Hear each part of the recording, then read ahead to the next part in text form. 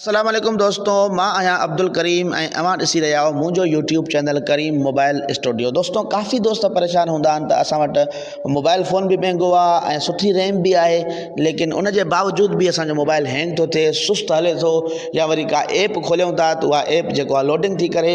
इन करे असां ॾाढा परेशान आहियूं त असां छा कयूं, इन जो को हल आहे या न आहे। बिल्कुलु मुंहिंजा भाउ इन जो हिकु बहितरीनु हल मां वाने खणी करे हाज़िर थियो आहियां। बसि शर्त इहा आहे त इन वीडियो खे तव्हां मुकमल ॾिसंदव त इंशा अल्लाह तव्हांखे बहितरीन तरीक़े सां ॻाल्हि सम्झ में अची वेंदी, ऐं उहो हल तव्हां अगरि करे छॾियव, उहा सेटिंग तव्हां पंहिंजे मोबाइल में ऑन करे छॾींदव त इंशा अल्लाह अज़ वजल तव्हांजो मोबाइल रॉकेट खां बि तेज़ हलंदो। त उहा सेटिंग कहिड़ी आहे, अचो त हलूं था पंहिंजी मेन सेटिंग में। दोस्तों सभ खां पहिरियों तव्हां पंहिंजी मोबाइल में जेका सेटिंग आहे तव्हां उनखे ऑन कयो।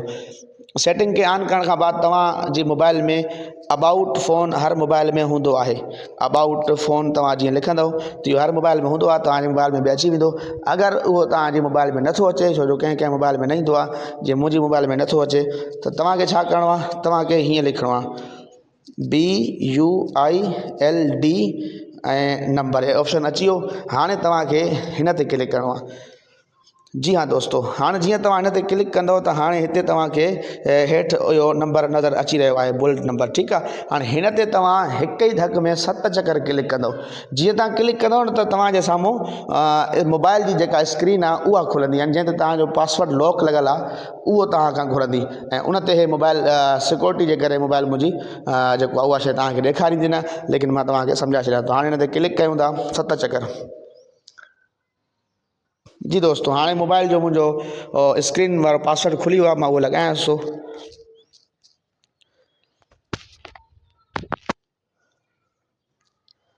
जी दोस्तों, हाणे तव्हां वठो ॾिसो you are now a developer, यानी हाणे मां डेवलपर जेको सिस्टम आहे मुंहिंजो ऑन थी वियो आहे।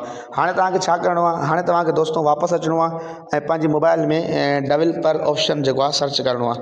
अगरि तव्हां ॻोल्हींदव तव्हांखे लभी थो वञे त ठीकु आहे, न तव्हां हिते सर्च कयो डेवलपर ऑप्शन। जी दोस्तों, डेवलपर सिस्टम में तव्हां जीअं ईंदव हिते तव्हांखे हेठि स्क्रॉल करे ईंदव। हिते थी सघे थो मोबाइल जेको आहे सिक्योरिटी जे बिना ते शइ तव्हांखे न ॾेखारींदी हुजे, मां स्क्रीनशॉट तव्हांखे लॻाए करे ॾेखारियां थो।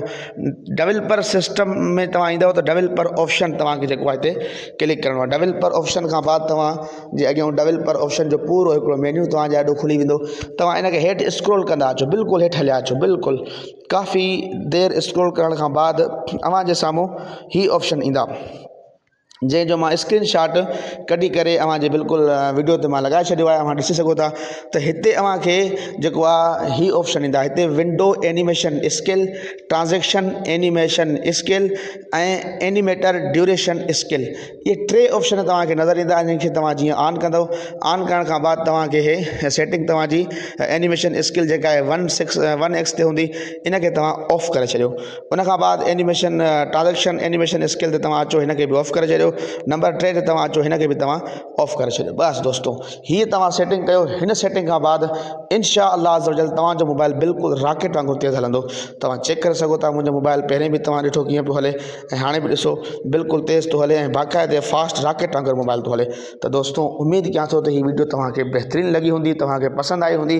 अगरि त मुंहिंजी वीडियो मां तव्हांखे थोरो बि फ़ाइदो मिलियो आहे न, त मुंहिंजी रिक्वेस्ट आहे त मुंहिंजे हिन यूट्यूब चैनल खे ज़रूरु सब्सक्राइब कंदा ऐं वीडियो खे लाइक करे कमेंट बॉक्स में पंहिंजी राय ज़रूरु ॾींदा। मिलूं था अगली वीडियो में, तेसिताईं पंहिंजो ख़्यालु रखंदा। अल्लाह हाफ़िज़।